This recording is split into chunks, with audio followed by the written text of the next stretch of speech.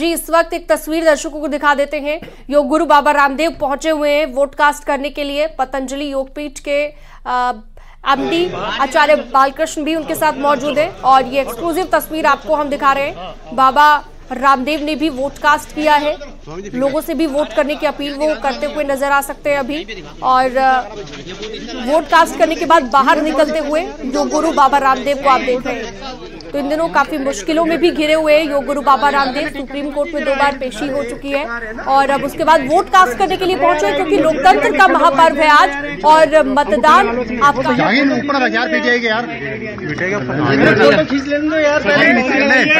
बाद में कर लेना यार, फोटो कर लेना, फोटो कर दो आशी दिमाग रहने दो के आप आईडी लगाओ, आईडी नीचे कर ले यार। देखा आपने योग गुरु बाबा रामदेव को वोट कास्ट करने के बाद बाहर निकले। अलग अलग तस्वीरें लगातार सामने आ रही है। जो भी दिग्गज पहुंच रहे हैं चुनाव प्रचार के लिए, माफ कीजिएगा, वोट कास्ट करने के लिए, लगातार उनकी तस्वीरें भी आपको दिखा रहे हैं। लेकिन फिलहाल आपने देखा योग गुरु बाबा रामदेव को भ्रामक विज्ञापन के फेर में फंसे हुए हैं। सुप्रीम कोर्ट से फटकार भी लग रही है, चक्कर काट रहे हैं। लेकिन देखिए, एक बहुत बड़ा संदेश और एक अपील देशवासियों से करते हुए योग गुरु बाबा रामदेव को आप देख रहे हैं। हमारे साथ स्टूडियो में मेहमान मौजूद है, प्रभात जी के पास जाना चाहेंगे, इसी पर एक रिएक्शन ले लेते हैं। प्रभात जी, देखिए, अब तक का जो वोट परसेंटेज निकल कर आया है, लगभग 2.5 घंटे का समय बीत गया है। 2 घंटे का हमने 10%, कहीं कहीं पर 14%, कहीं कहीं पर 13% का वोट प्रतिशत निकल कर आया है। क्या लग रहा है आपको कि ये अब तक का अच्छा वोट प्रतिशत है? नहीं कंचन जी, निश्चित तौर पर देखिए, अब जैसे जैसे समय होगा वोट प्रतिशत बढ़ेगा और वोट प्रतिशत जब बढ़ता है, देखिए जनता में सबसे बड़ी चीज कंचन जी जो मैं कहना चाह रहा था पहले दौर में, जो मैंने बात कही कि जो ये पश्चिम का जो रण 8 सीटों का हो रहा है, उसमें भारतीय जनता पार्टी अपना प्लस इसलिए करने जा रही है कि उसने जो अभी तक 10 साल के अपने शासनकाल में मोदी जी के शासनकाल के और 7 साल उत्तर प्रदेश के योगी सरकार के, ये एक सबसे बड़ा एक उपलब्धि ये है कि जनता तक वो जो योजनाएं पहुंची हैं, जनता को जो विश्वास है पार्टी के प्रति, और जो अभी आरएलडी के साथ जो गठबंधन हुआ है, ये एक भ्रामक है कि किसान नाराज है, एमएसपी उसको ये नहीं मिल रहा। अरे गन्ना किसानों का बड़ा भुगतान हुआ है, ये एक बहुत बड़ी बेल्ट है।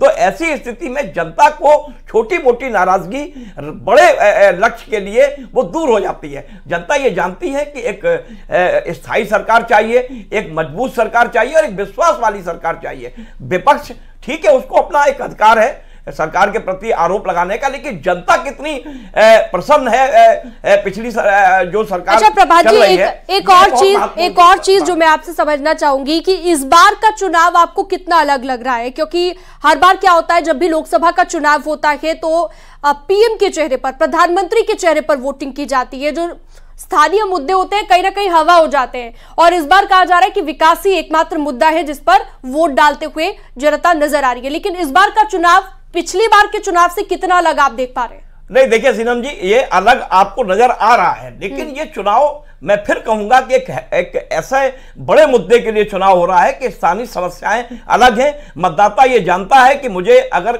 सरकार चुननी है तो एक स्थायी सरकार चुननी है, और एक सबसे बड़ा विश्वास, एक अगर किसी चेहरे पे विश्वास इस देश को या प्रदेश को योगी के नेतृत्व में विश्वास हुआ है, तो जनता उन बड़े मुद्दों को लेके जो है छोटे मुद्दे भूल जाती है। अब 24 का जो ये रण है, ये निश्चित तौर पे अभी पहले चरण की वोटिंग चल रही है और धीरे धीरे यहां से जो बयार बहेगी वो पहुंचेगी वहां पश्चिम तक और मध्य तक। लेकिन मेरा ये मानना है कि ये चुनाव बहुत ही एक जनता इसको लड़ रही है। जनता जानती है कि विपक्ष के हमें भ्रमजाल में नहीं आना है, हमें उन मुद्दों पे वोट करना है जिससे कि देश के बड़े मुद्दे जो हैं। एक बड़ी खबर हम दर्शकों को दे देते हैं, आपको रोकना चाहूंगी। बिजनौर से बड़ी खबर आ रही, चंद्रशेखर ने इंतजामों पर सवाल खड़े किए हैं, ईवीएम खराब होने पर उठाए हैं सवाल।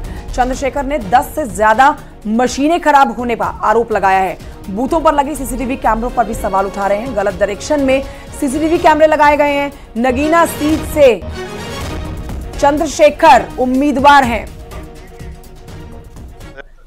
10 से ज्यादा मशीनों खराब होने की सूचना अभी है और बड़े ताज्जुब की बात है कि हम ये प्रोसीजर ईवीएम का इसलिए लेके आए हैं कि जल्दी वोट कंडक्ट हो जाए, लेकिन इतना समय लग रहा है और कैमरे जो है वो प्रॉपर नहीं है। कैमरों का रुख पता नहीं कुछ अजीब सी तरह के डायरेक्शन में किया गया, ऐसा लग रहा है जैसे लापरवाही बरती गई है।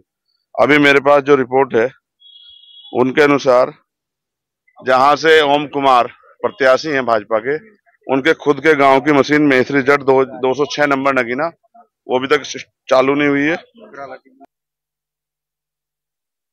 क्योंकि यहां से बीजेपी चंद्रशेखर भी उम्मीदवार है, बीजेपी ने भी कैंडिडेट उतारा है, इंडिया गठबंधन ने भी कैंडिडेट उतारा है और बसपा ने भी कैंडिडेट उतारा है।